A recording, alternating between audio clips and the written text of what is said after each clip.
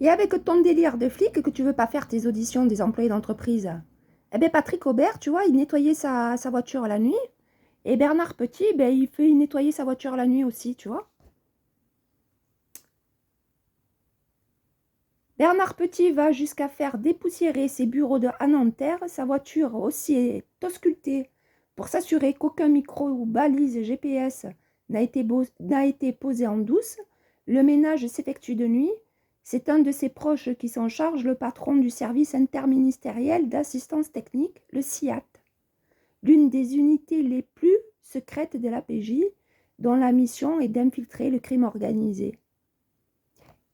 Et Patrick Aubert, lui, il avait sa voiture la nuit. Tu vois, comme Bernard Petit.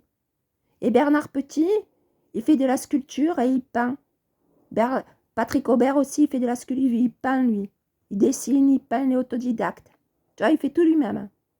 Et qu'à t'obstinant de ne pas vouloir faire tes fadettes, tous les renseignements qu'ils m'ont donnés, les employés d'entreprise, elles sont notées dans le livre Bienvenue Place Beauvau. Et notamment que jusqu'au 18 juin 2014, que les personnes que tu vas accuser à tout prix, et à n'importe quel prix, eh bien jusqu'au 18 juin 2014, il y a eu Serge Tourner, Hervé Robert en juge d'instruction, et que depuis le 18 janvier 2011, il y avait René Bailly sur l'enquête des Corses. À t'obstiner, à être obsessionnel des Corses, que tu veux à tout prix faire accuser. Voilà. Donc, il y a un chapitre, il y a des dates. C'est bien expliqué. Et par exemple, que le 3 juin 2013, tu vois, Bernard Squarcini était attendu à un rendez-vous avec Charles Pasqua dans le restaurant chinois Li.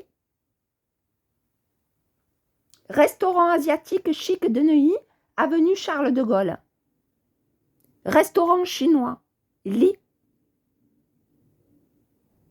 Et Michel, tu vois. Et puis il s'est fait porter pâle. Et puis Bernard Squarcini n'est pas allé au rendez-vous. Il y a René Bailly qui les avait pris aux objectifs. Il les attendait pour les prendre au téléobjectif.